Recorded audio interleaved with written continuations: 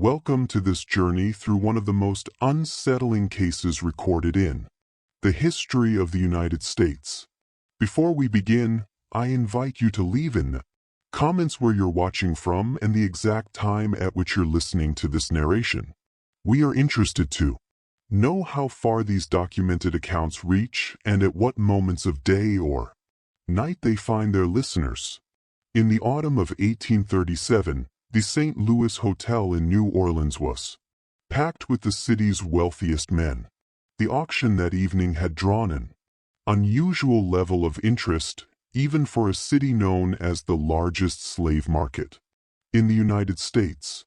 What made this particular sale different was not the number of human beings on the block, but rather the presence of a single woman, who would soon become known throughout the city as the Pearl, a name that would echo through the cobblestone streets of the French Quarter for decades to come.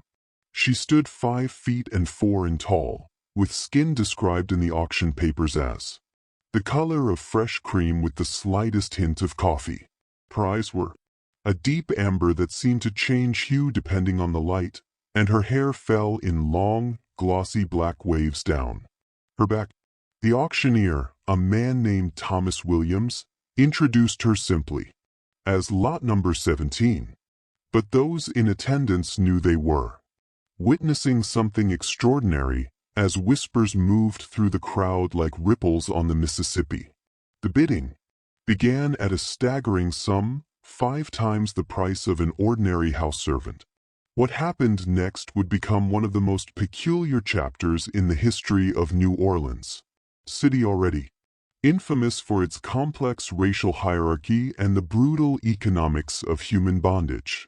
It would connect powerful families, unearth forgotten secrets, and eventually lead to a series of disappearances that remained unexplained, until 1962 when a renovation project at the old Delocqua mansion on Royal Street uncovered a hidden room containing a leather-bound journal, 3 human finger bones, and a portrait of a woman whose beauty, even captured in aging paint, seemed almost otherworldly. This is the story of Elalynina Reynolds, known to most as the Pearl, and the terrifying truth behind her disappearance in the winter of 1842. The auction that night in 1837 was recorded by multiple witnesses, including James Thornton, a northern businessman visiting New Orleans to establish cotton trade connections. His personal diary recovered from his estate in Boston in 1952, Thornton described the scene with evident discomfort. "I have never witnessed such frenzy among gentlemen of standing as occurred tonight at the Hotel Exchange. The woman on sale was indeed remarkable in appearance, yet the behavior of those present seemed driven by something beyond mere desire for human property. One could detect an almost religious fervor in their bidding, as though acquiring this particular slave had significance beyond the material realm. What Thornton couldn't have known was the complex web of history surrounding the woman on the block. Elalynina Reynolds had not been born into slavery, nor had she come through the traditional channels of the domestic slave trade. According to ship records from the port of New Orleans, she had arrived just 3 weeks earlier on a vessel called the Augusta, listed not as cargo, but as a passenger accompanying a merchant named Marcus Bennett. But by the time the Augusta docked, Bennett was dead, supposedly from a fever contracted in Havana during their journey. With no free papers found among Bennett's possessions, Eleanor was seized by port authorities and eventually placed for auction. This much was public record. What wasn't known until the discovery of the Delocqua journal was why a woman of such obvious refinement and education had found herself in such circumstances and why certain families in New Orleans had taken such extraordinary interest in ensuring she would never leave the city. Before we delve deeper into the events of that winter, we must understand the New Orleans that existed in 1837. The city was then a complex mosaic of cultures, economies, and racial classifications, more elaborate than anywhere else in America. Following the Louisiana Purchase in 183, the city had transformed from a French and Spanish colonial outpost to a booming American port where fortunes were made in cotton, sugar, and human beings. New Orleans had developed a three-tiered racial system unlike the strict black height division found elsewhere in the South. Between these categories existed the Zendulo Libres, free people of color, many of whom were wealthy property owners who sometimes owned slaves themselves. It was a city of contradictions.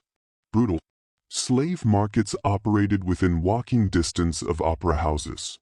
Godo's Negroes regulated the treatment of slaves, while sophisticated social events called quadrun balls facilitated arrangements between white men and free women of color. Above all, it was a city where appearance and bloodlines carried immense social and legal importance. The difference between freedom and bondage could hinge on a single ancestor, a fact that would prove central to Elalina Reynolds's story. The winning bid that night came from Charles Dequa, a wealthy sugar planter whose family had been in Louisiana since the early French colonial period.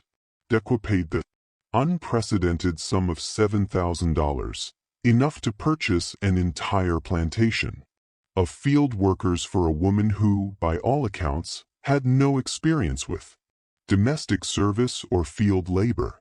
The transaction was recorded by notary William Patterson, whose ledger noted something unusual. Dequa insisted the bill of sale described Elalina not as a slave, but as a ward to be housed in his Royal Street residence. What happened after Elalina was taken to the Delqua home remains clouded in conflicting accounts. The household staff interviewed decades later by journalist from the Daily Picayune recalled that she was treated not as a servant but as a guest, given a private room in the family quarters and provided with clothing befitting a society woman. Yet she was never seen leaving the property, and visitors to the house reported that Delqua introduced her as his distant cousin from France who spoke little English. According to household records, Delqua's wife, Isabel, left for her family home in Natchez just 2 weeks after Elalina's arrival, taking their 3 children with her. She would not return for nearly 6 months. During this period, Charles de Lacqua closed his Royal Street house to all visitors and conducted his business affairs entirely through written correspondence delivered by his private secretary. The mystery deepened when in January of 1838, Dr. Samuel Lawrence was summoned to the de Lacqua home to attend to Elalina, who was reportedly suffering from a persistent cough. Dr. Lawrence's medical journal, preserved in the archives of Tulane University, contained an entry that read, "Called to attend to young woman at the de Lacqua residence. Patient exhibits symptoms consistent with consumption. Though her overall constitution appears sound, what troubles me more is the evident distress in her manner. When alone she asked if I knew of her true circumstances before her arrival in New Orleans. Before I could respond, Delquire returned to the room, and she spoke no further on the matter. Dr. Lawrence noted that he prescribed a standard treatment of bed rest and tonics, but also recorded his impression that the lady's ailment seemed as much of the spirit as of the body. But he was never called back to the house. By spring of that year, rumors had begun to circulate through New Orleans society about the mysterious beauty of the de Lacqua mansion. Some claimed she was Charles Dequa's illegitimate daughter, others that she was his mistress brought from abroad.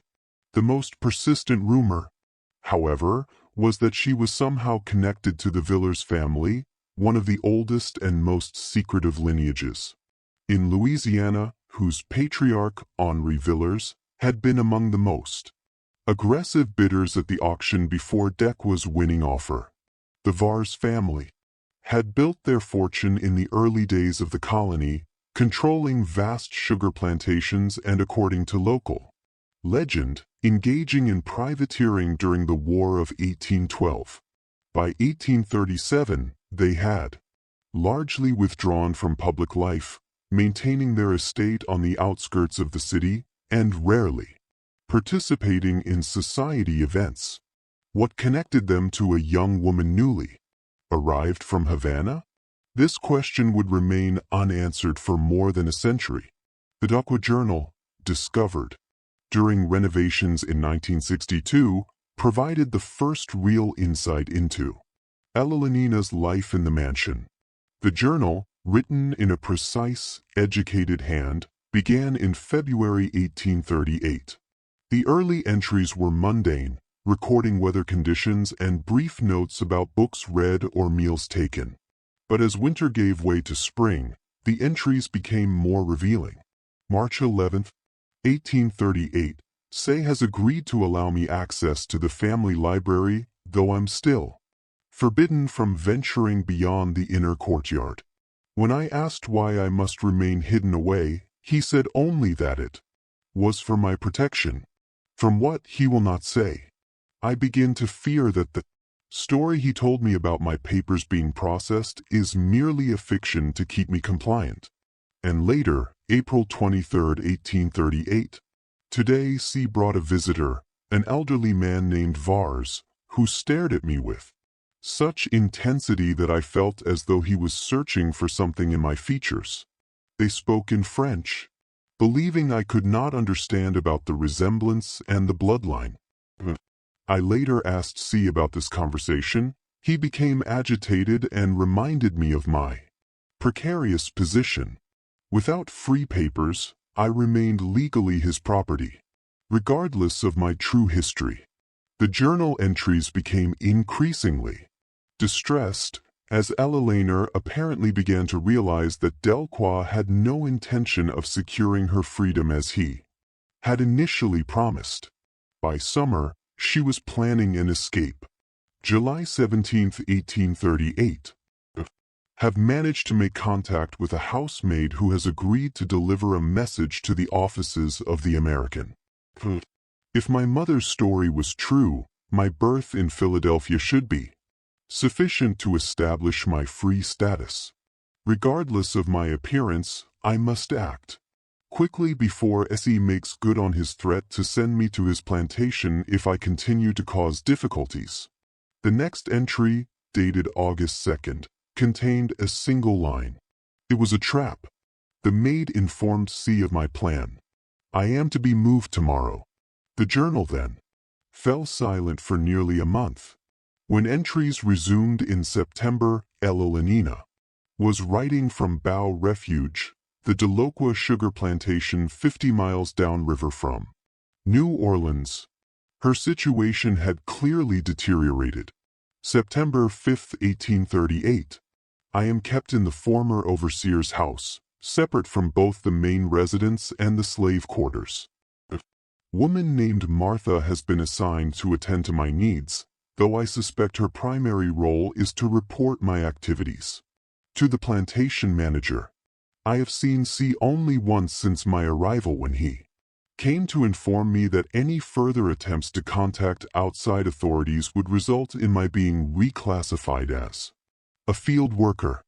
The meaning was clear enough. It was at Bow Refuge that Ellalinina's story intersected with another mysterious figure in the narrative.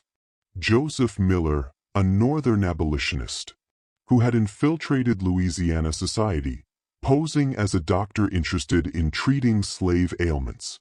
Miller's coded correspondence with anti-slavery activists in Boston, decoded and published in 1949, made reference to a woman of unusual circumstance held at the Delocqua plantation who claims to have been born free in Philadelphia to a mother who was herself a freeman. Miller apparently managed to speak with Eleanor briefly during a visit to Bow Refuge in October 1838. He wrote, The subject has reason to believe her. Imprisonment is connected not to ordinary human trafficking, but to some matter of inheritance and identity that threatens powerful interests in this region. She begs assistance in contacting authorities in Philadelphia, who might have record of her birth and parentage. Miller promised to investigate her claims, but his work in Louisiana came to an abrupt end in November 1838 when his true purpose was discovered. He narrowly escaped the state with his life. There is no record that he ever managed to pursue Ella case further. Ella journal entries from Bow Refuge grew increasingly infrequent through the winter of 1838 into 1839. She recorded her observations of plantation life, her failed attempts to convince household servants to aid her, and her growing suspicion that her confinement had some purpose beyond mere ownership. December 12, 1838. I overheard the plantation manager speaking with the visitor about the Var's inheritance and the problem of verification, and when they realized I was within earshot, they fell silent and separated. Later, I asked Martha if she knew anything about the Var's family.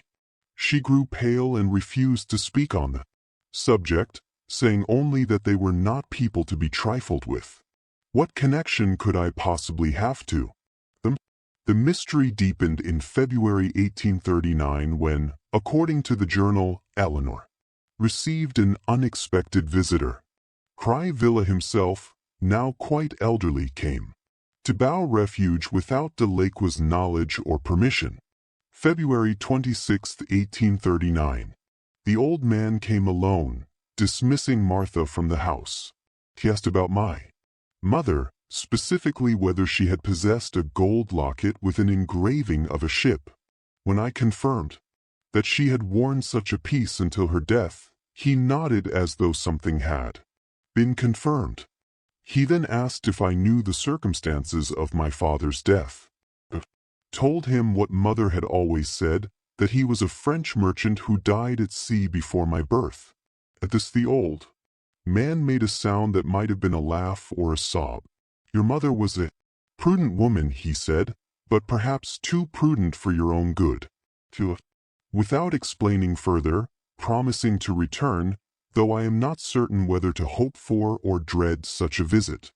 Henri Var never did return to Bow Refuge. 3 days after his visit to Eleanor, he was found dead in his study, apparently from natural causes related to his advanced age. His death, however, set in motion a complex legal battle over the substantial Villers estate, as Henry had died without a male heir. His nearest relative was a nephew named Louis Villers, who immediately filed to claim the inheritance.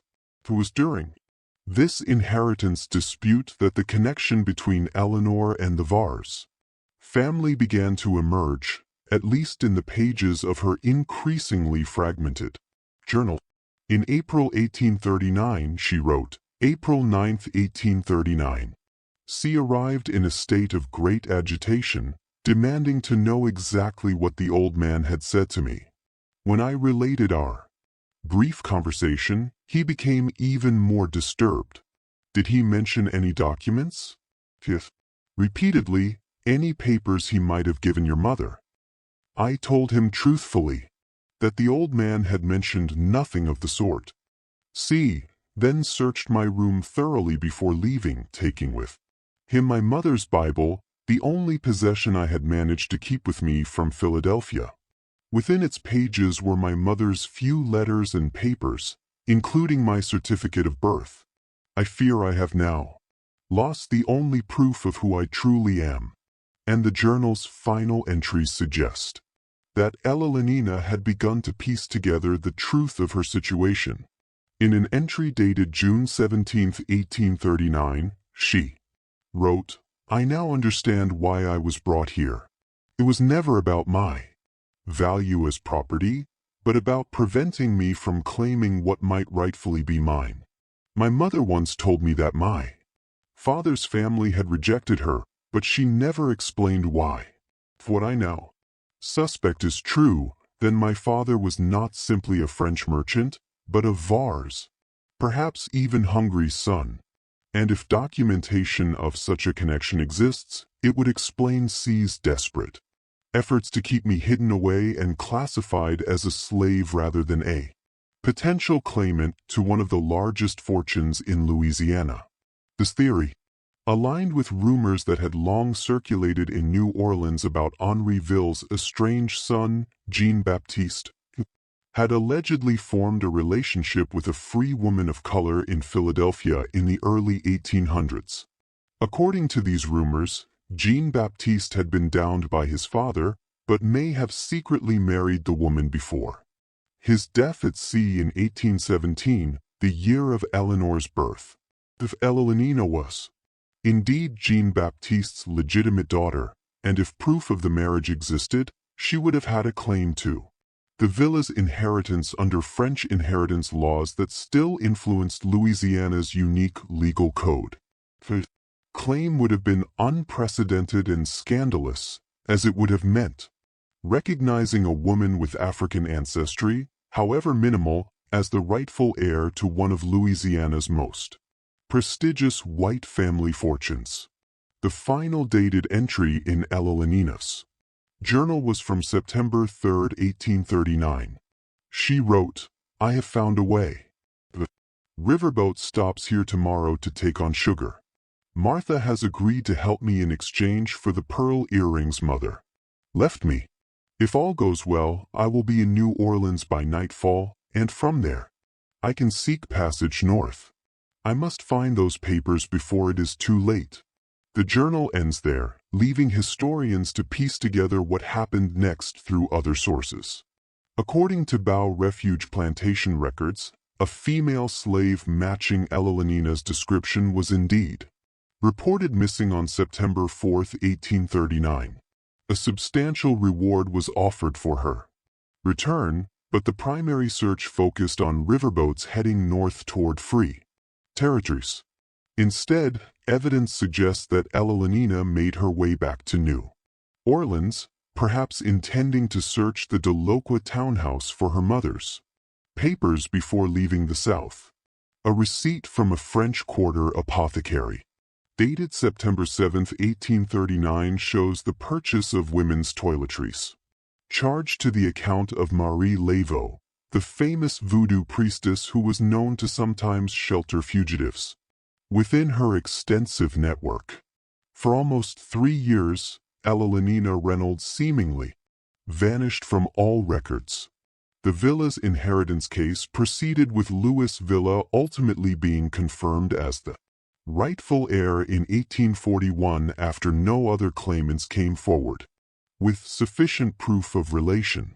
Charles de Lacroix, after an initial aggressive search for his missing property, appeared to abandon the pursuit, focusing instead on resolving mounting financial difficulties that had begun to plague his once prosperous sugar operations.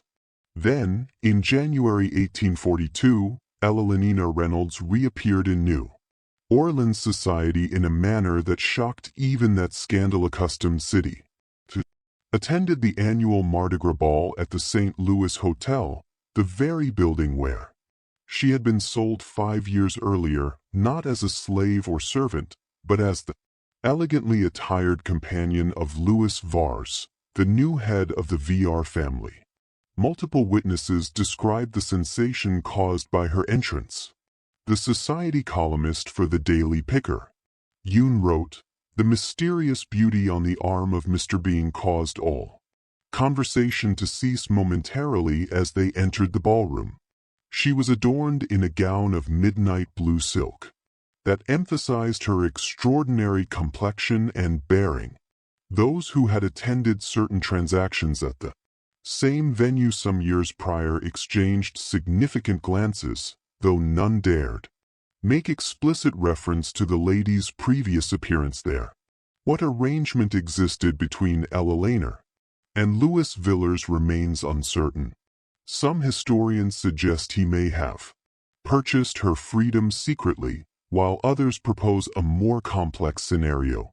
in which Ella had obtained leverage over the Villers heir through discovery of documents related to her parentage.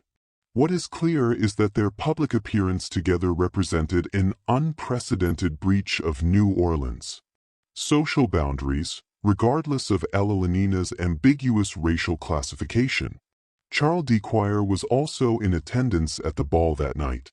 According to multiple accounts, he grew visibly distressed upon seeing Ella with Louis Villers, attempting to approach them before being physically restrained by friends. He left the event shortly thereafter. 3 days later he filed a legal complaint claiming that Louis Villa had unlawfully taken possession of human property rightfully belonging to the Delacroix estate. The complaint was quietly withdrawn within 24 hours. On February 12, 1842, Eleanor and Louis Villers were seen boarding a steamship bound for France. According to passenger manifests, that traveled as Mr. Louis Vars and Ward. They left behind a New Orleans already ablaze with rumor and speculation. They would never return to American soil. Here the documented history might have ended were it not for the events that unfolded at the Delacroix mansion 2 weeks after their departure. On February 27, 1842, neighbors reported unusual activity at the normally quiet Delacroix residence on Royal Street. Lights burned through the night and servants were seen carrying large trunks to waiting carriages. By morning, the house stood empty. With no formal announcement of the family's departure, when creditors arrived days later to inquire about mounting unpaid debts, they found the house abandoned, though apparently not in haste. Clothes remained in wardrobes, books on shelves, and food in the pantry, as though the occupants expected to return shortly. Charles Dequire, his wife Isabel, and their 3 children had vanished. Initial assumptions that they had fled creditors gave way to more sinister theories when in March 1842, the bodies of 2 men were discovered in the swampland outside the city. They were identified as Delacroix's private secretary and his plantation manager from Bow Refuge. Both had been killed by a single gunshot to the head, execution style. A police investigation was launched but yielded few results. The detective in charge, James Morrison, noted in his report that individuals connected to this case seem remarkably reluctant to provide information, suggesting that forces beyond ordinary criminal matters may be involved. The investigation was officially suspended in June 1842. For more than a century, the disappearance of the Delacroix family remained one of New Orleans' most enduring mysteries. Occasionally revived in newspaper articles or local histories, but never resolved. Then in 1962, the renovation of the long-vacant Delacroix mansion uncovered the hidden room containing Ella journal, the finger bones, and the portrait. The journal provided crucial insights into Ella captivity, but ended before her reappearance in 1842. The finger bones, when examined by forensic anthropologists in 1964, were determined to belong to a male who had died approximately 120 years earlier, roughly the time of the Delacroix disappearance. DNA testing, when it became available decades later, was inconclusive due to the condition of the remains. It was the portrait that perhaps offered the most tantalizing clue. The painting, executed in the style of prominent New Orleans portrait artists of the period, showed Ella Reynolds in an elegant blue gown, possibly the same one described at the Mardi Gras ball. But X-ray examination of the canvas in 1975 revealed another image underneath, a family portrait showing a man, woman, and young girl. Art historians identified the hidden subjects as Jean-Baptiste Var, his wife, and their infant daughter based on comparison with other Ville's family portraits from the period. The existence of this painting strongly supported the theory that Eleanor was indeed the legitimate daughter of Jean Baptiste Villers and thus potentially entitled to the villa's fortune. But why was this crucial evidence hidden in the Delacroix house rather than in Ellalinina's possession when she fled with Louis Villa? A partial answer emerged in 1982 when a collection of letters was discovered during the cataloging of the Vars family papers donated to the historic New Orleans collection. The letters exchanged between Louis Vars and an unnamed correspondent in Paris between 1841 and 1842 suggested a far more complex scenario than had previously been imagined. One letter dated December 1841, Louis wrote, "The arrangement is proceeding as planned. I have made contact with the subject and explained our mutual interest in resolving this matter. Quietly. She is understandably suspicious, but sees the logic in cooperation rather than continued conflict. D remains the primary obstacle as his financial entanglements with my late uncle make him particularly resistant to any settlement that might expose their previous dealings." A subsequent letter from January 1842 stated, "The documents have been verified by my attorney. There can be no doubt as to their authenticity or their legal implications. Had these papers come to light during the inheritance proceedings, the outcome would have been quite different. However, our present arrangement satisfies all parties. She gains her freedom and a suitable settlement while the family avoids both scandal and financial restructuring.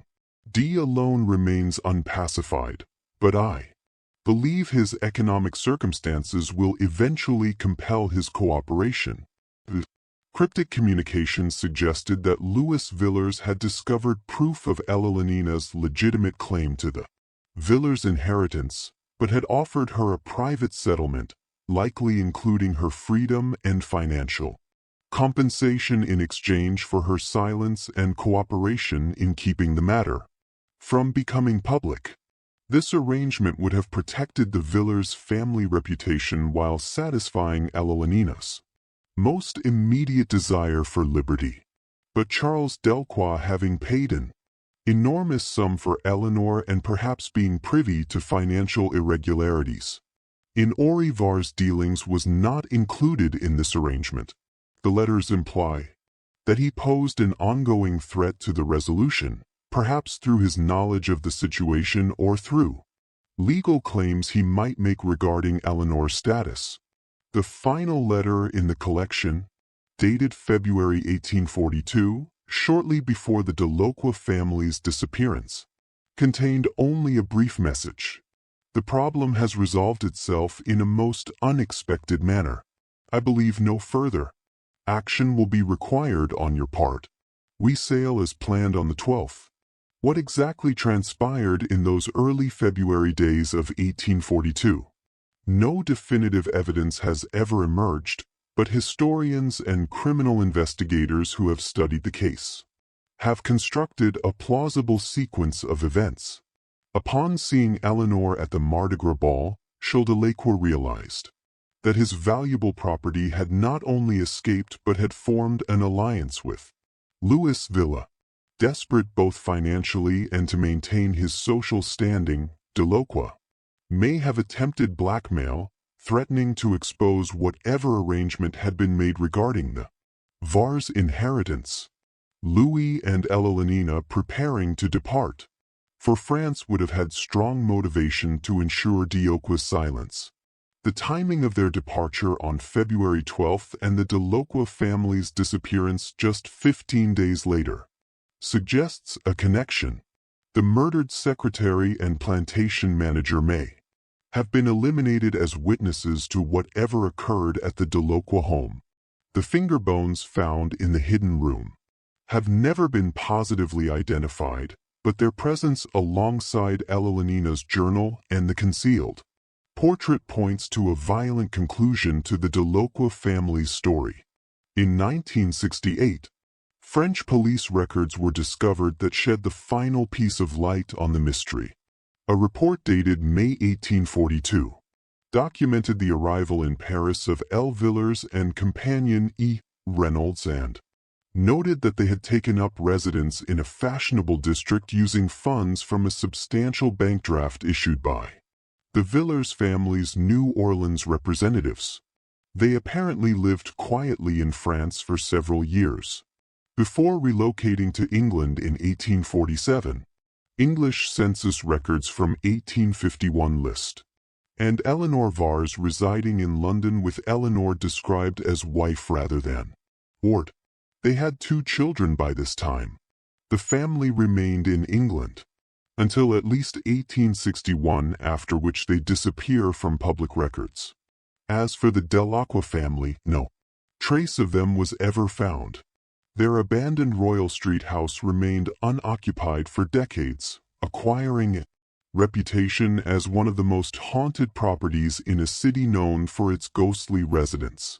Local legend held that on certain nights, particularly during carnival season, the sounds of a struggle could be heard from within the empty house, followed by a woman's triumphant laughter. The case of Ellalinina Reynolds represents a rare, documented instance where the brutal economics of the slave system collided with the complex racial and inheritance laws of Louisiana, resulting in a chain of events that culminated in multiple disappearances and likely murders.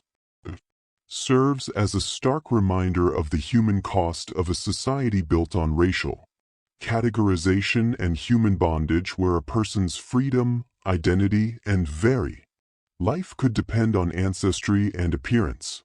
The portrait of the Pearl now hangs in the historic New Orleans collection, a silent testament to a woman who refused to accept the fate that powerful men had designed for her. Her journal, with its eloquent account of captivity and resistance, has become an important primary source for historians studying the experiences of those trapped in the peculiar institution of American slavery. The final entry in the museum catalog describing Ellalinina's portrait contains a fitting epitaph.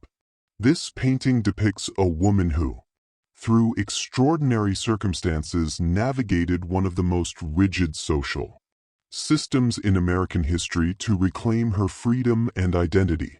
What remains unknowable is the full human cost of her journey. In 1969, during further renovations of the Delacroix mansion, workers discovered a small cavity beneath the floorboards of the hidden. Inside was a gold locket containing a miniature painting of a ship at sea. Guides tell visitors about the mysterious woman who was once sold at auction in the St. Louis Hotel, her connection to one of the city's most prominent families, and her eventual escape to Europe. What they cannot tell with certainty is what happened to those who sought to keep her enslaved. Many of the darkest chapters in American history, some truths remain buried beneath layers of time, silence, and complicity. Perhaps that is fitting in a city built on unstable ground, where the dead rest in above-ground tombs because the water table is too high for conventional burials. Some secrets inevitably rise to the surface. Others remain submerged, known only through fragments and whispers, like the sound of distant laughter carried on the warm night air of the French Quarter. In 1958, nearly a decade before the discovery of Ellalinina's journal, a curious incident occurred that some historians believe may be connected to her story. An elderly woman named Margaret Wilson arrived in New Orleans claiming to be the great-granddaughter of Ellalinina Reynolds. She carried with her a stack of letters reportedly written by Ellalinina from London between 1852 and 1868, addressed to a former house servant from the Villers estate who had remained loyal to her. The letters, if authentic, revealed that Ellalinina and Louis had indeed married in France, where the racial restrictions that would have forbidden their union in Louisiana did not apply.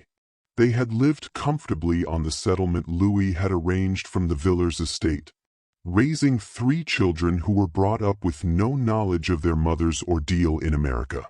Eleanor had apparently found a measure of peace in her new life, though she wrote of recurring nightmares about her time at Bow Refuge and of a terrible necessity that had preceded her departure from New Orleans.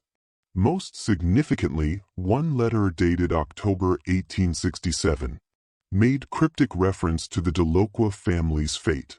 I am still haunted by what Elle felt compelled to arrange that February night.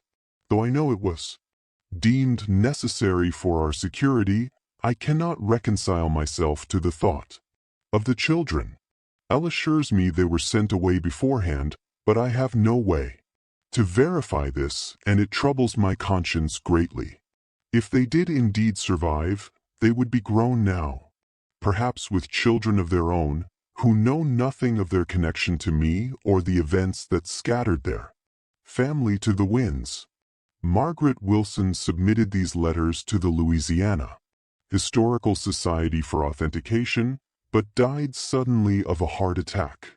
Before the process could be completed, the letters disappeared from the Society's temporary holdings shortly thereafter, with the official report suggesting they had been mistakenly discarded during an office renovation.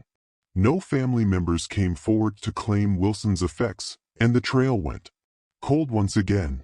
Then in 1976, a researcher named Thomas Lawrence, working on a comprehensive history of New Orleans slave markets, uncovered shipping records from March 1842 that documented 3 children traveling unaccompanied from New Orleans to Havana. The children's ages matched those of the Delacroix offspring, though they traveled under the surname Reynolds. Their guardian was listed as Martha Bernard, a name that appeared in Ellalinina's journal as the servant assigned to watch over her at Bow Refuge Plantation. This discovery lent credence to Ellalinina's suggestion in the purported Wilson letters that the Delacroix children had been spared, whatever fate befell their parents. It also implied a level of planning and coordination that went beyond a simple act of revenge or elimination of threats. If Ellalinor and Louis had arranged for the children's safe passage to Cuba before dealing with Charles and Isabel Delacroix, it suggested a complexity of moral reasoning that defied simple categorization. Cuban records showed no further trace of the children or their guardian after their arrival in Havana. Had they been absorbed into the local community, perhaps taken in by one of the many French-speaking immigration revolution? Or had they been sent further afield, perhaps to Europe or South America, to ensure they could never return to claim their heritage or seek retribution? In the summer of 1981, during an unusually severe drought that caused the Mississippi River to reach record low levels, a local fisherman made a grim discovery in a normally submerged area near the former site of Bow Refuge Plantation. The receding waters had exposed the remnants of an old flatboat containing human remains, a man, woman, and 2 adult males. Forensic examination determined that all 4 had died from gunshot wounds to the head and that the bodies had been weighted down with iron chains before the boat was scuttled in deep water. The remains were too deteriorated for positive identification, but personal effects found with the bodies included a pocket watch engraved with the initials CD in a woman's locket containing a miniature portrait of 3 children who bore a striking resemblance to descriptions of the young Delacroix heirs. The estimated time of death, based on the limited forensic techniques available, was consistent with the Delacroix family's disappearance in 1842. This discovery provided the most compelling evidence yet for what many had long suspected. Charles and Isabel Delacroix, along with 2 male associates, likely the secretary and plantation manager, whose bodies had been found in the swamp shortly after the family's disappearance, had been executed and disposed of in the Mississippi River. The careful concealment suggested not a crime of passion, but a calculated elimination of witnesses and potential threats. What remained unclear was the extent of Elenina's involvement in this final brutal resolution. Had she been an active participant in planning retribution against those who had enslaved her, or had Louis Villers acted independently to remove obstacles to their future together? The execution style killings pointed to experienced hands, possibly men in Louis Villers' employ rather than the aristocratic heir himself. But the precision with which the Delacroix children had been separated from their parents before the killings suggested Elenina's influence, a last act of mercy from a woman who had herself been torn from her family. 1994, the final piece of the puzzle emerged when an architectural historian researching the Villas family estate outside New Orleans discovered a sealed compartment within the master bedroom's fireplace mantel. Inside was a small leather pouch containing a handwritten confession signed by Louis Villa and dated February 25, 1842, 2 days before the Delacroix family's disappearance. The confession stated, "What I have set in motion cannot be undone, nor would I undo it if I could. The elimination of Charles and Isabel Delacroix has become necessary not merely for my own interests, but for E's safety and freedom. Their claims against her would follow us even to Europe, and D's financial desperation makes him unpredictable and dangerous. I have arranged for the children to be taken to Cuba, where Martha has contacts among the Freehold community who will ensure they are raised in comfort, though with no knowledge of their true parentage. Insisted on this mercy, though I argued it creates future risk. I could not deny her this, having witnessed the depth of her suffering at their father's hands. The men I have engaged for the task are reliable and have been well compensated for both their service and their silence. They understand that any breach of confidence will result in their own elimination. The plan will be executed tomorrow night when the household is at rest. The bodies will never be found. Record this truth not out of remorse, but to ensure that should questions arise after our departure, there will exist at least one account of what truly occurred and why it was necessary. God, if he exists, judge me as he sees fit." The confession was authenticated by handwriting experts as matching other examples of Louis Villers' script. The discovery settled the question of responsibility for the Delacroix killings while raising new questions about the moral complexity of the case. Louis had acted as judge, jury, and executioner by proxy, ordering the deaths of 4 people to secure his and Elenina's future. Yet in the context of 1840s New Orleans, the legal system offered no justice or protection for Elenina. She existed in a society that had commodified her, denied her humanity, and would have continued to enslave her despite her legitimate claim to freedom and even wealth. In 2002, DNA testing was performed on remains from a London cemetery where parish records indicated an Elenina Villers, formerly of America, had been buried in 1872. The results were compared with genetic material recovered from the finger bones found in the hidden room of the Delacroix mansion. The tests confirmed a biological relationship suggesting the finger bones likely belonged to Charles Delacroix, a gruesome trophy that had somehow been preserved in the secret room alongside Elenina's journal and the concealed family portrait. Elenina Reynolds Villers died at the age of 55, having lived more than half her life as a free woman in Europe.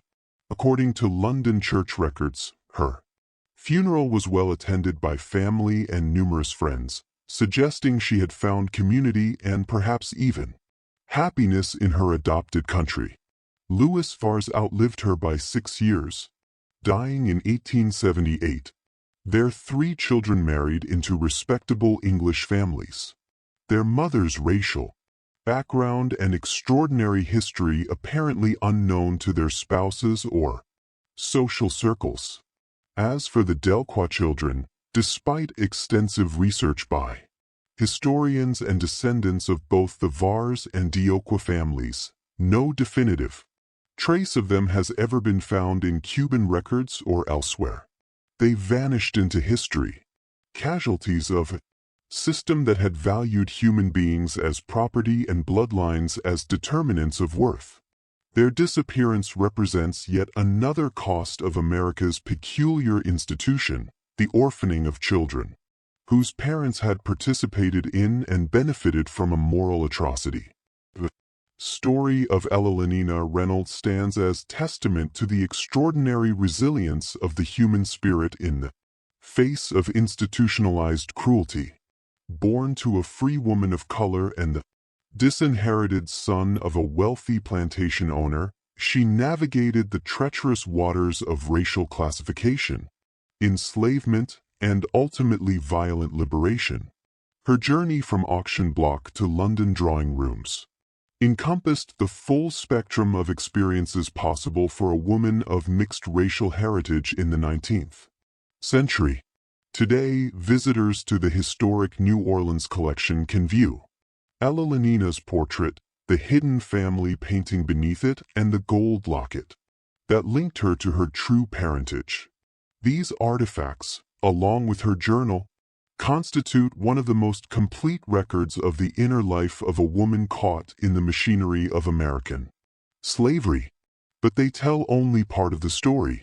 The rest exists in silences, in the absence of the Delacroix family from subsequent history, in the unknown fate of their children, in the gaps between journal entries, and in the moral ambiguities inherent in acts of violence, committed in the name of justice when no legal justice was available. In recent years, descendants of the Villers family have established a scholarship fund for African American students studying law named in Elalina Reynolds's honor. The fund's creation was accompanied by a formal acknowledgement of Elalina's place in the family lineage and an apology for the actions of Henri Vars in denying her father's marriage and her rightful heritage. It represents a small step toward reconciliation with a history that continues to shape American society and its institutions. The former Delacroix mansion on Royal Street, after changing hands multiple times, now operates as a small historic hotel. Guests occasionally report unusual phenomena: the sound of a woman's footsteps in the night, items moved from where they were left, and most commonly a feeling of being watched in the vicinity of the hidden room, which has been preserved as a historical feature of the building. Whether these are manifestations of restless spirits, or simply the power of suggestion in a city steeped in stories of the supernatural, remains a matter of individual belief. What is certain is that the walls of that house absorbed the suffering of a woman who refused to accept the identity forced upon her, who fought, survived, and ultimately transcended the boundaries erected to contain her. Elalina's journal ends with her plans for escape, but her story continued long after those final written words. She transformed herself from property to person, from captive to free woman, from victim to perhaps even avenger.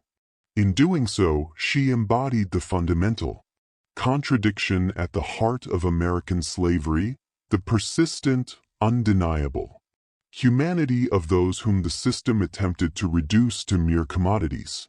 In the end, the bizarre mystery of the pearl is not merely a tale of auction blocks and hidden rooms, of forged documents and midnight escapes, of love across racial boundaries, or even of murder concealed by flowing waters.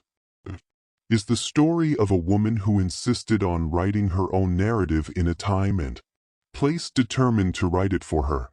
that she succeeded even at terrible cost, stands as both inspiration and indictment, a complex legacy that continues to resonate in a nation still grappling with the long shadow of its founding sin.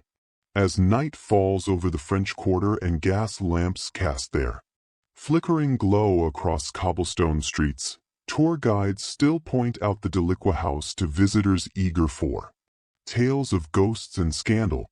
Few among them recognize that they walk daily over ground where human beings were once bought and sold, or that beneath the Mississippi's muddy surface may lie the bones of those who participated in that commerce. The river keeps its secrets, as does the city built precariously beside it. But occasionally, when conditions are just right, when waters recede or walls are opened or long-sealed documents come to light, the truth emerges, demanding acknowledgement.